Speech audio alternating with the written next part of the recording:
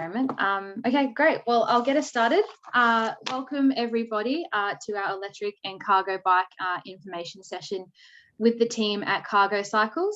My name is Declan Napier and I'm an event coordinator and leading the charge on all things women's community within Bicycle Network. We have Leyla Asadi joining us, from our behaviour change team, our general manager within Bicycle Network on that area. We also have our public affairs manager for Tasmania, Alison Hetherington. And then, of course, the team at Cargocycles, we have Gary, the owner of Cargocycles, and then Annalise and Alistair as well, joining from the sales team. So firstly, we will get into the presentation soon. I know we're going to have a lot of great questions, but firstly, in the spirit of reconciliation, Bicycle Network would like to acknowledge the traditional custodians of country throughout Australia and their connections to land, sea and community. I personally acknowledge the Wurundjeri people of the Kulin Nation upon whose land I'm on today. We pay our respects to their elders, past and present, and extend that respect to all Aboriginal and Torres Strait Islander peoples today. Now, for those of you that aren't familiar with our women's community outside of Women's Health Week, we also run behaviour change programs, including our Mind Body Pedal program, thanks to people like Leyla within our organisation. We also run info sessions such as this on a variety of topics. And we also promote opportunities outside of our organisation to connect more like-minded people to try and find further opportunities for our women to get involved. And we also offer specific female-focused event preparation and support, including ride ambassadors, women's community groups on events like the Great Victorian Bike Ride, and also obviously our women's community website and our Facebook page. For some of you, you may have been considering an e-bike or a cargo bike for quite some time. Maybe you need an upgrade, or like many other Australians have been considering a smarter transport option or a new way to get active. For many Australians and young families, the humble bike has been the answer to taking care of ourselves, exploring our areas and getting in our daily 30 minutes of activity. E-bikes especially have boomed. People of all ages are making the decision to invest in their health and make more sustainable choices. It's predicted that 85,000 electric bikes will be sold across Australia this year, with e-bikes a key part in getting more people and hopefully more women out riding. They're taking the world by storm and are quickly making riding a more accessible, inclusive and comfortable, but no less impactful way to get active. So we're very lucky to be partnering with Cargocycles for Women's Health Week. They're just as eager as us to share their expertise on all things cargo and e-bikes and to support more women riding and to help you navigate your way through the sea of options out there to figure out what might suit you and your needs best. I'll pass over to Gary in just a moment, but just a bit of housekeeping. If everyone could please keep themselves on mute during the information section of the presentation, that would be great. You're welcome to use your video if you'd like. We obviously are recording, so we can share this in the future. And we will also allow 15 to 20 minutes at the end for questions you may have. So feel free to pop those in the chat or put them forward at the end, and I can raise those for you if you like. It's also best if everyone has their viewing set to speaker view opposed to gallery view, just so the presentation's a bit bigger and it's easy for you to enjoy that. I'll now pass over to Gary, and thank you again, everybody, for jumping on board, and we'll kick things off. Thanks. Great. Thanks, Declan. Hi, I'm Gary. I'm the owner of Cargocycles. I started the business a little over 11 years ago, mainly because I had little kids and I was cycling everywhere on a normal day, and I really wanted to take the kids. And there were very few bikes that could do that. So I started importing a standard cargo bike from China, and it kind of just grew from there. And once we started that, then there were all these other types that were available. And I started talking to manufacturers and we started adding brands to the list. And then we've grown bigger and we've got electric ones, and that's really kind of snowballed. It's taken a long time to get people really used to it. When we started, there were hardly anyone out there, and people thought it was a real novelty to see someone with kids on a bike. You know, my kids are now 14 and 17, but we still use a cargo bike sometimes. So it's definitely not something that's just for little kids. I dropped my son at his trumpet lesson, and he goes on the back of a cargo bike, and it's we're there in minutes, and it's just really easy. So yeah, so maybe I should introduce Annie, and Annie's also kind of a long-term cargo biker. Hi, might actually take this off. Yeah, Is that okay while I'm speaking? Hi, so I'm Annie. I got my dream job earlier this year working at Cargocycles after having worked for, after having ridden a cargo bike for transport and fun over the last 10 years. So my eldest child is now 10. I bought a cargo bike 10 years ago when she was born because I couldn't bear the idea of being unable to ride a bike for transport for, you know, the long hours every day when I knew I would be the primary caregiver at home. So that's been my cargo biking experience, and that's been in inner Melbourne. My e-bike experience is a little more limited in the sense that it's only begun this year. But I'm in this great situation where I can test ride every bike in this shop, as you can too if you ever come along. But it's great to be able to try out the different kinds of bikes that we have here, and I'm considering a switch over myself now to a different kind of cargo bike that suits my family better now that they're a bit bigger. So I started out with this kind of bike here, which is a, I don't know if you can you see it there? I might move the camera a little bit. Gary's going to help out. Follow you around. Filming. So this kind of bike is a, sometimes known as a long john or a two-wheeler front loader bike. The appeal of this kind of bike is that your kids have got a great view in the front here. You can dump lots of stuff into it. You don't need to worry about zips and clips to look after your stuff. So I can get a whole week's worth of groceries into one of these, and so that's a real appeal of this kind of bike. You can easily fit 2 kids in here. Sometimes you can squish more in. And so that's the kind of bike that I've been riding for the last 10 years. And I haven't had an electric version, but as I said, they're now 10 and 7 and getting pretty big. So the appeal of an e-bike is strong now. Yeah. Not to mention the fact that the technology has improved a lot over those 10 years. So buying an e-bike now is a pretty different proposition to what it was 10 years ago. Now that we have like the capacity of the motors and the seamless integration of the motor with the bike is a lot better now than it was then. Maybe Al, you could join and discuss some of the electrical stuff and the motors. Sure. This is Alistair. Hello everyone. So I'm on the sales team here with Annie. So we often work together, and we're quite used to sort of pitching off each other when we're talking to customers that come in. But yeah, I think as Annie explained, her experience with cargo has been a front loader model like this. We've got some other models here, and quite often when customers come in, I like to talk about the 3 main types of cargo bikes, being the tricycle that looks like this, where you've got 3 wheels and a big box on the front or on the back. As Annie explained, the front loader, which is what she's had her kids in for a long time, which is a step closer to a normal bike because it's got 2 wheels, so it will sort of corner and turn like a normal bike.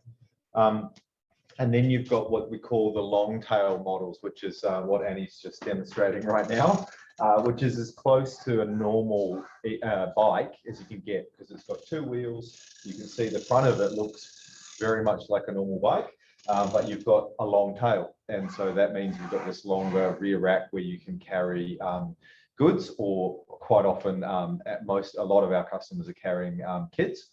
And they go through a sort of a transition phase where, you'll start off with them in small little child seats, and then they'll get bigger and they'll move on to just a cushion and hold on. So those are the sort of 3 main types. There are pros and cons to each of them. a lot of people come in and they're interested in the tricycles because they think having the 3 wheels means they're not going to tip over and it's nice and stable. And that is the case, but they are also a little bit wider and bigger and a little bit more tricky to maneuver around. So that's when people start to look at the front loaders like Annie's had for many years. And then a lot of people don't realize even that the long tail is a suitable cargo bike to carry up to 3 kids on it, and is in some ways a lot more easy to get around on, and to use, not just for carrying the kids, but dropping them off somewhere and then heading off to work and doing your daily things. And in that style, it will ride and operate more like a normal bike. And then, of course, at the end, you've got the e-bike, which is, it's obviously not cargo, but it's a wonderful machine. I think people talked a little bit about how e-bikes sort of transform the usefulness of the bike. They make a lot of sense with cargo in particular, but with any bike, it really just extends the range in which you can take the bike. And how much you can carry, and so therefore makes it a much more sort of viable proposition for people to use for transport and commute and things like that. Not to mention the fact that it takes out the hills, as I think we were discussing beforehand. That's where you really notice the e-bike aspect, the help of the motor is when you're going up a hill or into a headwind or on grass or anywhere where, or carrying a big load, anywhere where there's just that extra, what's the word?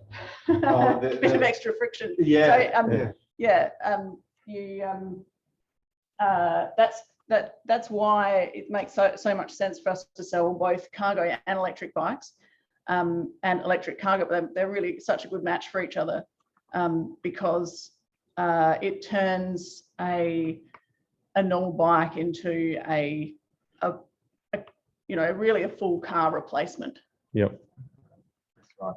Maybe you could talk a little bit about the different types of motors and how that affects pricing. Yes. So we talked a little bit. We understand there's people most likely from all around the country, and we work with other retailers or sell to other customers all around the country, and obviously different people come. There's different terrains. So some parts of the country are quite hilly, and in that case, that's obviously where the e-assist comes. The electric assistance really helps. There are 2 main types of motors on e-bikes. There's what you call a hub motor, which is inside the wheel of the bike. And that's sort of tried and tested and a little bit older technology. Nothing wrong with them, but they are usually a little bit more affordable. But what's happening is a lot of brands have over the years moved to more of a mid-drive system, where the motor, as Gary shows us, is actually here in the pedals. And that creates a lot of efficiency in the bike's ability to actually haul heavier loads and climb hills. And it's basically just because of, instead of having the motor just a sort of a single geared motor in the front or in the rear wheel, you're actually driving all the power from the motor and your pedals through the gears of the bike. So you're utilizing the gears of the bike in a more efficient way to actually enable you to climb hills and haul loads. Battery range is much greater for... Battery range is much greater with the mid-drive system. And that's actually probably one of the most common questions we get is like, how far can I go with an e-bike? Most e-bikes with the standard, they have a standard sort of capacity on them. As Gary mentioned, mid-drives are more efficient, but there is a big range, and it's because they all have the ability to control the amount of assistance that you have and the amount of power that you have. So if you've got it on a low power mode, you're going to conserve battery and be able to travel much further.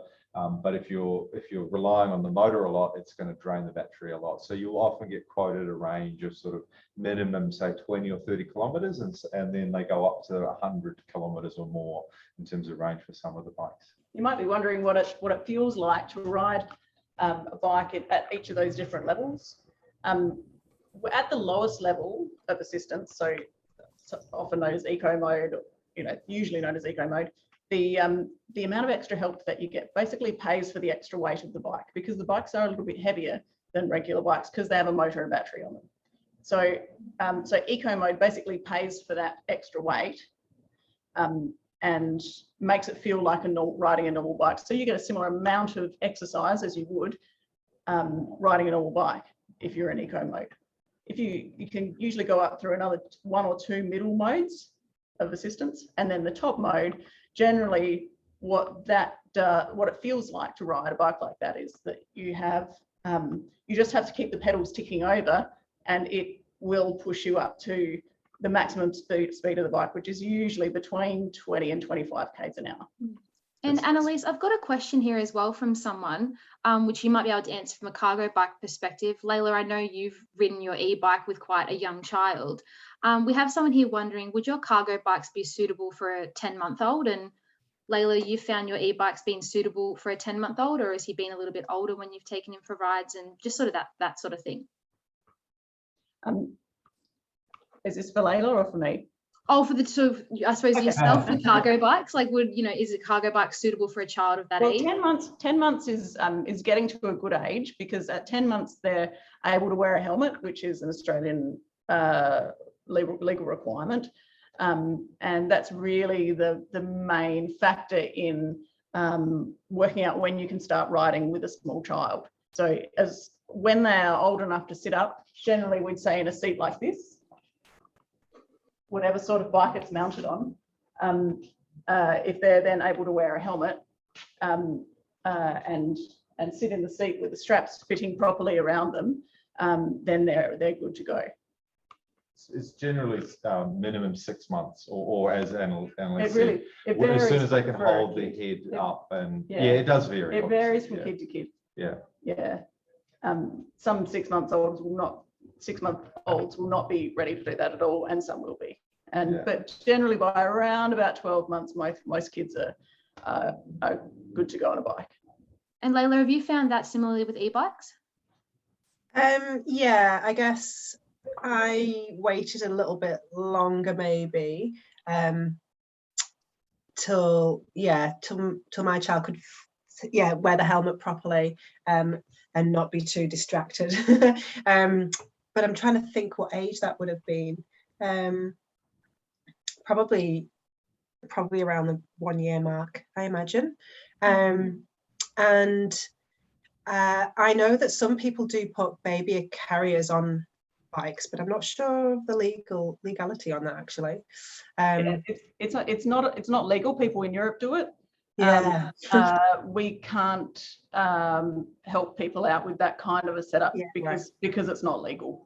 Yeah, okay, yeah. I was going to say, I know a couple of Europeans who are very keen on that option. So there is the argument that the car capsule that would be mounted on the bike effectively operates as a full body helmet, which is perfectly logical, but not legal.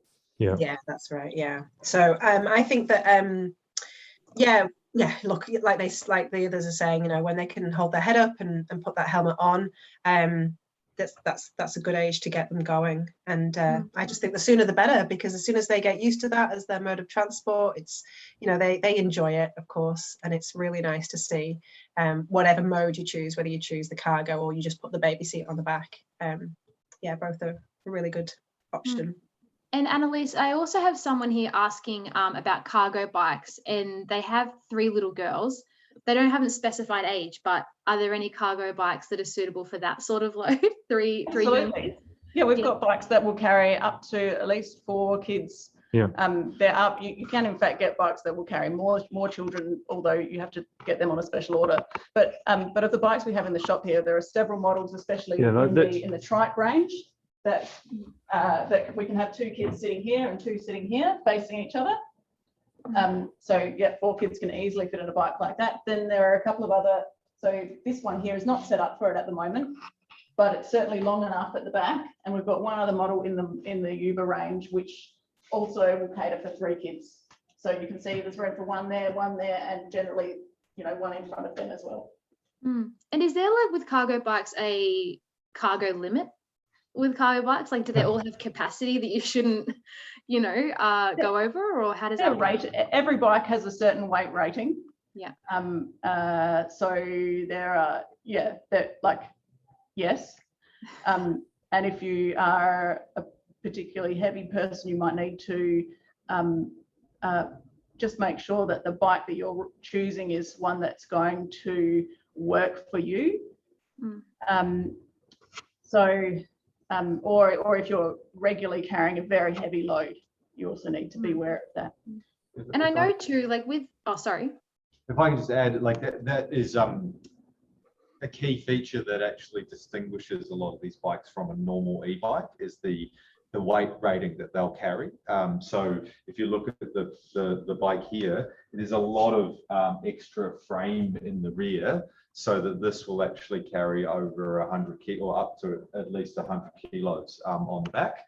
Whereas most regular e-bikes have a max weight limit of 25 kilos. So you sort of get to a point where your kids outgrow them on a normal bike, but you don't have that problem quite so much with most of the e-cargo bikes or cargo bikes. And like most batteries as well, like batteries on e-bikes obviously will eventually go flat, but I know you can obviously also have cargo bikes with a battery. How does that influence the battery life generally? Like if you've got quite a heavy load, I'm assuming that would use more power, it would run out quicker, or is it pretty good? Annalise is pointing at me. Either. Yeah, so as I mentioned before, the range is very variable with any e-bike, and that's dependent on three main things. Firstly, what power mode you have it in. So if you've got it in a high power mode and it's doing most of the work for you, or you've got it in an eco lower power mode, so you're doing a bit of more work yourself. The other thing is the terrain. So if it's quite a flat area, it's going to use less fuel or capacity from the battery. And the third thing is the load and how much you're carrying. So yes, if you're carrying, 4 kids, it is going to drain the battery capacity a little bit quicker than just no kids, for example. Also, the weight of the bike. So some of these bikes are a little bit heavier than others. But again, that's where having a mid-drive motor system, which is more efficient, is going to sort of help combat that issue. A lot of people also look at having an additional battery, and they'll either carry that with them or they'll use it to just swap out and keep using the bike, so they're not sort of having downtime. That being said, in terms of commuting use, it would be unusual to need to charge the battery during the day. You should be able to get how much, a regular day of use, going here and there, riding from the suburbs to the city and back, and without any issue on one charge. Yeah, most of them have got minimum ranges, even kind of a worst case scenario of sort of 20 or 30 kilometers. So not that many people are commuting further than that on a one way or a round trip each day. So most people can do their daily commute to and from work or wherever they're going, and then just charge it up when they get home overnight. And how sorry, sorry, Declan. I was just going to ask, I've seen some e-bikes around with 2 batteries on them. Do they come like that, or have people rigged them up themselves? Yeah, that's an optional extra. I don't know if that bike, in fact, has the option to do it. Yeah. So many bikes will come with an option of a second mounting point for a battery. But even if it doesn't come with an option for a second mounting point, you can buy a second battery and keep it in a bag on the bike to switch out. But as I was saying, it's really unusual that you would actually need that. You would need to be doing a lot of, that's like all day rail trail riding, for instance. You might want a second battery. And the easy sort of cheating way of doing it is just buy a second battery and take it with you and swap it over when you need to. Yeah. So overnight's generally plenty of time to charge. Like, what's the sort of general time that takes? It's a lot like charging your phone. Very similar kind of battery, a very similar kind of charging technique. You just plug it in. A lot bigger. So it's about, average charge time is about 4 hours from 0 to full. Yeah. And do e-bikes, like, you know, with phones, people generally say that they have a bit of a memory. So over time, they'll generally, they charge differently. No, they don't. They don't have memory, but they do have. They are lithium-ion cells, so they are similar to a cell phone, where they have a number of charge cycles, and once you get to that point, the capacity will have reduced. So most people with the mobile phone, after about 2 years, which is about 700 days of use, or 700 charge cycles, the capacity of your phone will have dropped to about 80% of what it was originally. And that rule of thumb basically applies to e-bike batteries as well, because they're essentially the same battery cells, just a lot more of them than in your phone. And how easy is it to upgrade your e-bike system? Like Annalise, I know you said, 10 years ago to now, they've completely changed. So from now to say 4 years time, is it getting a new e-bike? Can you change over the system you have on your bike, or how does that work? It would depend on the kind of bike you chose to buy. I don't know what this is going to look like and what the e-bike world is going to look like in 4 or 5 years' time. But I'd be pretty confident in suggesting that the Bosch or Panasonic or Shimano mid-drive motors will not be obsolete by then. They'll certainly work. They'll continue to work really well beyond that time. It's a pretty important consideration when you're buying, I think, and one which you get when you do buy one of the more premium brands, as Annalise mentioned, like Bosch or Shimano, or these brands that we all know and have been around for a long time. You have that confidence that they're going to be around, whereas some of the cheaper systems, they might be gone in a few years, and then you won't be able to buy a replacement battery or what have you. So, but also to answer your question, generally the rule of thumb, if you're wanting to convert a non-electric bike to electric, is you want to start with a good base. So you want a pretty good bike to start with. Otherwise, when you add the extra power and weight to a normal bike, you're going to be putting quite a lot more stress on the brakes and the gears and everything. So if you start with a bike that's not particularly good in the first place, it's not going to be a great one to convert now or in the future. Yeah, right. And we've also got someone here asking as well about the pros and cons of trike bikes, and also a little bit more specifically, the best cargo bikes for taking 2 small dogs who want to see where they're going. So obviously prefer for like a front carriage or something like that. Are there any specific pet cargo bikes that you would recommend? You took the Babbo dog. Yeah. Just the first question about the trikes. Here's a trike. Here's an example of a trike. On very flat ground like this, with no high speeds and corners, it rides beautifully, and you would not know, like, it's extremely stable. You would not know the difference between it and a regular bike, apart from the fact that it's even more stable. The thing with the trike is that because it's got these side-by-side wheels, if the ground is not perfectly level, that tips the whole bike like this, which tips you, the rider, like this at your pelvis. So that's the main problem, that like the main issue that, and the main surprise that people get when they hop on them. They're like, oh, I have to ride like this a little bit. Now, trike riders just get used to it. And just consider it normal. So don't let that put you off buying a trike if you think that's what you'd like if that's still your preferred kind of bike. But it is a surprise for some people. If you go for the 2-wheeler front loader, it doesn't have that issue. So you do ride it much more like a normal bike because it's just got one wheel behind the other, which is great. The learning curve on this bike comes not from the tilt of the pelvis, but the weird steering that you have to deal with here. So now I say weird, it's different. It's different. It's different. It's not different bad. You do get used to it. I reckon it probably took me about 10 minutes of riding to get used to it. And I think that's pretty typical unless you're feeling very nervous on a bike at all. Okay, if you've got any sort of level of confidence on a bike, then getting used to a bike that's like this, where the steering, like the handlebars are up here, but I'm steering a wheel that's all the way over there. So it does make the handling a bit different to normal. But it's a steep learning curve, but you get there pretty quickly.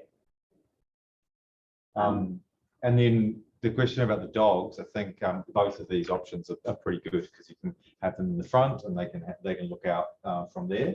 And there are we do actually have one brand in our range called Babo, and they've got a Babo dog bike, which is basically a tricycle like this.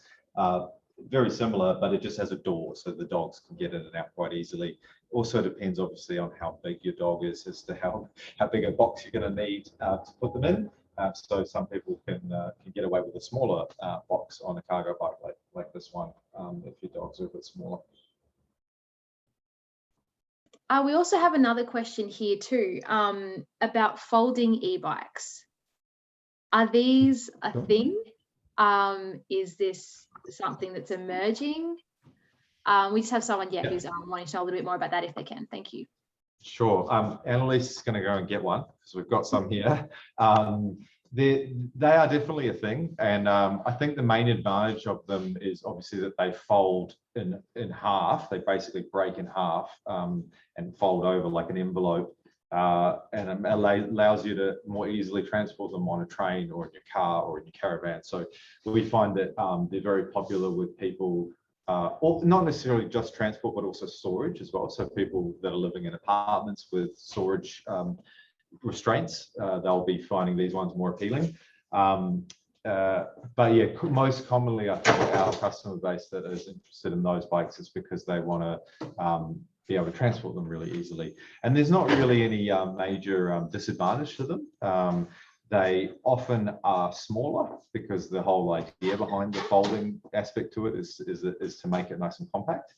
But not all of them fold completely. This is a model here which we'd sort of call like a compact bike. It does fold in the handlebar here. So this is a common sort of feature to all of the folding bikes, where the handlebar will break down like that. So you can get that much lower, and then often they'll have a bit here that actually breaks, and the whole bike folds in half that way as well. So there's sort of a different stages of how far you can go. This is a sort of a halfway folder, if you like, and then there's other models that are full folding. But yeah, generally they are smaller, which means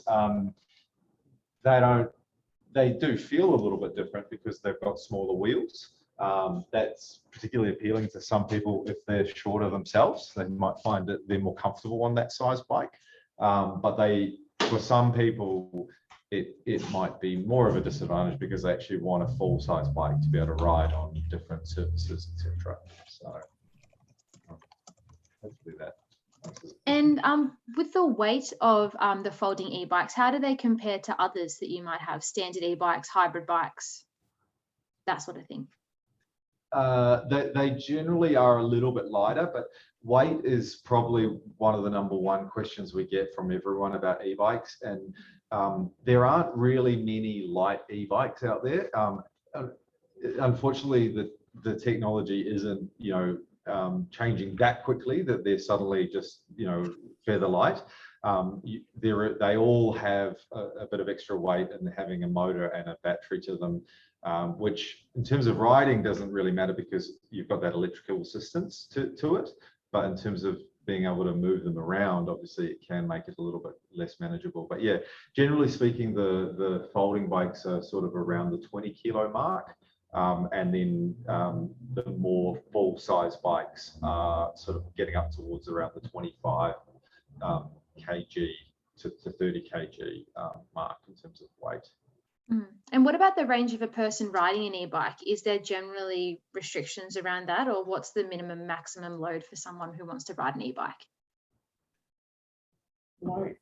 I think you mean like the rider's weight? Yeah, the person themselves. Yeah. Yeah, sure. So there isn't really much of a minimum.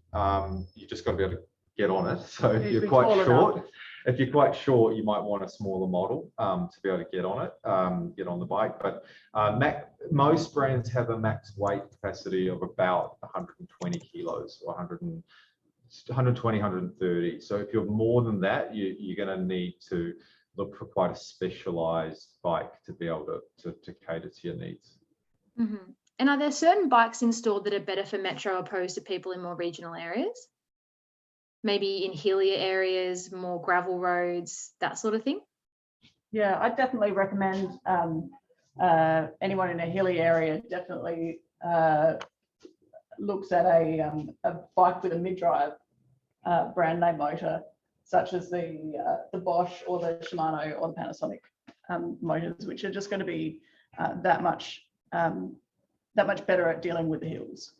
We have there aren't many hills around Cargocycles in Brunswick, but there is a hill just down the road at Aldi, and I do like to take the bikes down there and ride up into the car park and test them out. And definitely I can vouch for the Bosch and Shimano mid-drive motors being fabulous at getting straight up that hill. Even with my two kids on the back, who would weigh over 50 kilos together, probably 70, probably about as much as me. Yeah, we can get up a hill like that with no worries. And so when someone comes into store and they're wanting to buy a cargo or an electric bike, what are the biggest considerations that you encourage people to sort of think about? Because I imagine there must be people who come into store sometimes expecting they want a certain bike. Yeah, well, we're like, always full of questions for people. Yeah. So things that we'll ask you if you came into the store and asked about buying a bike, we'd ask you about what you wanted to use it for, primarily, who you wanted to, like what you wanted to carry in it, people or things, dogs, how much you were going to ride it, what your budget was, what your terrain is like where you live. What your terrain is like where you live, where you'll be storing the bike. These are all different things to consider when you are choosing a bike. Yeah, and we've got someone here who's asked another question. So what do you need to, or why do you need to continuously pedal with an e-bike even when using the motor? Because it's a pedal assist bike rather than a motorcycle. I guess is the short answer. They're designed that way because they're bicycles. They're designed to be pedal assist bikes. There is a, I suppose, yeah, as Emily said, that if you get into having a bike that doesn't need you to pedal anymore, or doesn't even have pedals, and there are brands out there that do that, not legally, then you're sort of moving further and further away from it being a bicycle, and it's basically becoming a moped. And then that's why the legality or the regulations are sort of saying, well, this is not a bicycle anymore, it's a moped, and you need to register it as such. So that's why all legal e-bikes sold in Australia, they're pedal assisted, and you need to pedal to make them work. Yeah, right. And what about the maintenance on cargo and e-bikes? Do they differ greatly? I know one obviously has a motor, one doesn't, but how's that usually go from year to year? I always recommend people get their bike serviced without delay whenever it needs it. With a lot of these, you know, as we were saying about the mid-drive motors, they come with a like a calendar that will, in fact, it doesn't necessarily just count days, it counts kilometers, and it will tell you when you are next due for a service. And at that time, you can bring it into us or your local e-bike mechanic to get it serviced at that time. So that and that's for the motor, but at that kind of interval, it's always really good as well to get the other aspects of your bike checked out as well. So that's things like tire wear, chain stretch, cassette wear, what else? Brakes. Oh, brakes. Yeah. So hubs, all those sorts of things which will keep the bike riding in a nice way, a really enjoyable way, but also keep you safe. The electric components actually don't require a lot of servicing unless something's gone wrong with them. Then you might replace a part or something like that. And the batteries, have a lifespan, so eventually you'll need to replace them. But as Annalise said, the rest of the bike, which is just like any bike, is going to need regular servicing and attention and parts replaced, and perhaps maybe a little bit more servicing than a regular bike because you've got the extra power from a motor. So it sort of wears on some of the components of the bike a little bit more heavily than if you were riding a non-electric bike. But having said that, we're not talking huge costs. Things like brake pads to replace them cost $15 a set.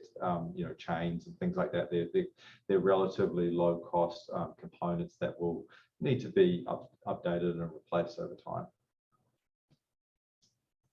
And with regards to resale value / the secondhand market, we just have someone asking if you have any comments on that, or I suppose if it's quite a big space or how they devalue, all those sorts of things. Yeah, I'd have to say they hold their value extremely well. Yeah. You're selling one? Yeah, I'm possibly in the process of selling one, and looking at getting back nearly as much as I paid for it 10 years ago. So that's certainly like a pleasant surprise. And why do you think that is? I think it's a couple of reasons. One is that there are, as you know, in all sorts of consumer goods, there are supply chain issues worldwide at the moment. So it's not like there are heaps and heaps of bikes out there for sale, new or secondhand. So it's really a lot of it is just shortage of stock. But then I think that they're also such versatile and unique things. So yeah. And they don't really age, quite as much as other things. They are a little bit timeless. You can upgrade, components on them and keep them running. I think is probably relevant. But yeah, as Emily said, there's a lot of it's very hard to buy a secondhand cargo bike or any secondhand bike at the moment because there's so much shortage of supply that anything that's out there is getting snapped up pretty quickly.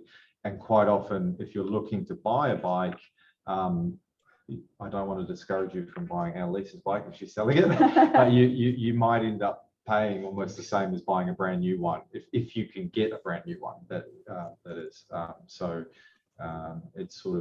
it's quite a good time to be selling a second-hand bike. But if you're buying, there's probably not that much incentive to buy. You're not going to get a lot cheaper, a lot more of a deal if you're buying second-hand versus new. Mm-hmm. And we've also got another question from a person here as well about are more expensive bikes lighter? So does the price sometimes equal the weight, or is it pretty standard? Not really with e-bikes. Mm-hmm. Sometimes they get heavier. It's a bit different to road bikes where everything gets road and mountain bikes. Lightweight and stuff. And often with expensive road bikes, it's because you're getting a carbon fiber frame or some expensive metal, but those aren't really appropriate materials to make a cargo bike out of. So or any e-bike. Or any really. Any e-bike, because they're just not strong enough to put up with the forces that are going to be put on it. Nor is it necessary to have it that light unless you are needing to lift your bike the whole time. Yeah. Generally, the reason why you're paying more is because you've got a better motor, better gears, better brakes, potentially a better frame, although it's not going to be carbon fiber. Everything on it is better. And that's quite hard for some people to really get their head around the differences as to why one bike might cost $2,000 and one bike might cost $10,000. But I guess it's like everything out there. You do kind of get what you pay for, but you have to work to your own budget. Mm-hmm. And also, so we've sort of touched on this a little bit, but we're having some people add in as we're going. With e-bikes and adding a child, can you talk to the pros and cons of that when it comes to an e-bike? Or maybe it's only pros, I'm not sure. I can see a lot of pros. Is the question more about whether you would choose an electric bike or a non-electric bike if you're carrying a child? Well, we've just got a question here. E-bikes and adding a child. Oh, with the bike trailer, sorry. Any pros or cons? Oh, okay. So specifically around the bike trailer, sorry. Like a trailer to pull, sorry, a trailer being pulled by an e-bike as opposed to a non-e-bike. Mm-hmm. I don't think there are any issues pulling trailers with e-bikes, are there? No, it's very clean. They really, I think like cargo bikes, if you're carrying more weight, electric assistance makes a lot of sense, because it just makes it more feasible for you to do so without really struggling, especially if you want to travel further or up and down hills and that sort of thing. So it makes sense either way. Mm-hmm. Yeah. And Leyla, how have you found that with, I was going to pass over to you. Yeah, I've tried, so I ride e-bikes predominantly. I never thought I would be this much into bike. I'm not a bike enthusiast, and yet I have about 4 or 5 in my garage. So maybe I am. I have two e-bikes currently. And I've tried a trailer on the back, I've tried a baby seat, and I've tried a cargo. I personally, my preference is the cargo. I don't own a cargo currently, but I do prefer the style of riding on a cargo with a child in it. I've really struggled to find the right type, and each bike does change the way you ride it. So I tried my first e-bike with a baby seat on the back, and I hated it. I really, really didn't like it at all, and I found it really wobbly, and I wasn't confident, and I felt like I was just going to fall all the time. And I ride a lot. But my confidence just fell, and I just stopped. I didn't take my little one on the bike, and it was a really sad time.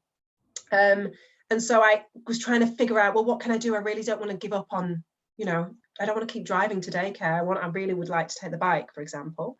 And so I just kept looking at other options, and I did try cargos. And like I say, I do prefer that as a method, just because of all the add-ons that you get with that, as shopping trips and so on. You can stop off at places. You can add the daycare bags and nappies and everything else you might be throwing in there. But also, but then when I did look at, I couldn't get that into my office lift. So I couldn't do a multimodal trip. So for me personally, that wasn't going to work, and no one's quite found a solution for that yet. So I went back to a regular e-bike with a baby seat on the back. And for me, I've got a new e-bike with a mid-range motor instead of in the wheel, which is what I had on my other one. And that's made all the difference, with the battery in the middle as well on the frame. That's made all the difference, rather than the motor in the front wheel and the battery on the back. I don't know, that plus the baby just felt really awkward, and I didn't like it. Whereas this version, this new bike, feels a lot more comfortable. I still am a little bit wobbly on corners and sharp turns. I've got a few hills in my area, or a few inclines, and I'm certainly a bit like, whoa, try and put my feet down a little bit. But yes, it's far more preferable than the version. So even within e-bikes, I think you do have to try them out. And I think it's something that sellers and shops should be looking at more and more with families, that they should be offering the opportunity to have a baby seat on the bike, and for you to try that out, because until there's no point in investing in such a lot of money if it's not going to work for your situation. So I would really push bike stores out there to think about that, in terms of that. So that's my thing. But sorry, just on the trailer, I didn't actually mention on the trailer. I did try the trailer. I found it quite difficult because it's behind you, and it's much wider than the bike, so you forget sometimes that your trailers needs a bit more room, and if you're on pavements and so on, they're not often very useful. I found the trailer being low down, I was a bit worried on roads, so when I would take it on shared paths and pathways and footpaths, I found it quite awkward around lampposts and other things that would get in the way. And my little one actually just didn't like it, but maybe he was a bit too small at that stage as well to sit upright in it properly. So that's why we went for the other version. Awesome. Thanks, Leyla. I'm aware that. Can I chime in? Oh, Can sorry. I chime in with something about that? Yeah. Sorry, just about the, you mentioned that when you, Leyla, when you put a baby seat on the back of a regular bike, it felt really tippy. And I thought I might just explain a little bit using one of our bikes to demonstrate to you how much more stable it can be with a cargo bike, especially a long tail cargo bike, which is probably our most popular kind of bike here. As you can see, there's a lot more bike at the back. Okay, between this, so here is the hub for the back wheel right back here. Now on a normal bike, that hub is really close to the back of the seat. So and if you have a child seat on a regular bike, a lot of the child's weight is back over the back of that rear axle. Whereas with and higher, much higher as well, because it's generally normal bikes have bigger wheels, and a lot of cargo bikes have these little wheels so that you're getting the weight lower, and it makes it less top heavy and easier to manage. So here you've got this nice long section between the rear axle and where the rider has to sit for a very stable carrying position here. And usually they've also got big stands. So part of the problem with a conventional bike is that you're most likely to just have a centre stand, a side stand. So the bike is kind of leaning at that point, and you're trying to load a child into a seat. You might have a double stand on a normal bike, but they're still quite tall and not that wide. Where if you can point the camera, you can see how wide the stand is on this bike. So it's really stable when the bike is being loaded. Do you want to get on it, Annie? This is actually one of our newest bikes. Annie's going to be the sample child. Oh, I was going to say on the back. Yeah. You can carry adults on these. Yeah. You can carry adults on these bikes. This one, I mean, it's better without this for carrying a larger child or an adult, but I can still fit. You can see how you could load a couple of kids in there, and then you get on the bike like this, and then you just push it off its stand and off you go. Yeah. And we've also got someone here asking what this current bike is, because it looks like it's perfect for their needs. So do you have like the design or the model, please, or anything? This is a new one. Yeah, it's called the Beachy Capace Just Long. Do you want to just? So it's an Italian. Capace? Yeah, it's Italian. It's new to our store. And new to Australia. Yeah. New to Australia, yeah. But it does share, it is different, it's a fantastic bike, but it does share that aspect of having the small wheel with the other bike over there that we mentioned. You might not be able to see it, but that bike there has a little wheel at the back as well. And that's really key to making it a lot easier to manage the weight and it being less top heavy. Yeah, awesome. Well, we have I've noticed we've only got 5 minutes to go, and we have got 3 other questions. But Alison, for everyone joining in, is actually based in Tasmania. So unlike us in Melbourne, she does have a few more hills to combat when she's out on the bike. So Alison, I know you ride an e-bike a little bit. How do you find that when you are in hillier areas or on your way to work or about your normal commute? Yeah, you've got to get the right bike. So we have office e-bikes that we use to get around, and the first bike was just recommended to us by a local bike store down here, and that's really good. It's got a Bosch mid-drive. The second e-bike we got, I actually went and test rode all the e-bikes I could find in the stores in Hobart, and realistically, and we wanted to get an e-bike that was more of an entry-level price so that people weren't scared off by a high price tag, that they could go, oh, okay, I could pay that much money, but it had to be able to handle hills. So the sort of cheap e-bikes that you see around, which might be okay in Melbourne on the flat, just don't work here. So you do have to have that sort of mid-market range price as the entry price in Tasmania. Once you just test ride them and stuff, it's fine. I have no problems getting around on the hills here on a standard 250 watt mid-drive motor. Also, I saw the question from Kerry about bike touring. We have a few members who have a bit of a touring group, a bike touring group, and some of them tour on e-bikes, and they just take a second battery and or plan their journey very well so that they can just top up at lunchtime spots. So they just ring ahead and say, planning on stopping here for lunch, are you okay if we plug our batteries in to top up? And again, as someone from Cargocycles was saying before, it depends on the assistance. So if you can you can do a tour on the lower assistance and only sort of ramp it up when you really have to go up high hills, you'll get a much longer riding day. Yeah, that's a really great point, because that was one of the other questions we had, and we also, to tie into that, had someone asking about how do you go in and out of using the e-bike motor, because it does have varying levels, and you can cut the support, can't you, whilst riding an e-bike? So how does that work in terms of using the motor and going through the different levels? It's just you get really used to it really easy. So you just, I just find I ride mostly in touring or sport mode. And then when I come to a hill, I ramp it up to turbo, and then you just drop back down. It's so seamless. Once you get used to it, it's much easier than changing gears. Yeah. I think Annalise also mentioned that if you keep it in like the first level of power assistance, that you basically just offsetting the extra weight of the bike. And so that becomes like a normal riding experience. It's not really ideal to put it down to zero, because then you're really going to be fighting the extra weight a little bit.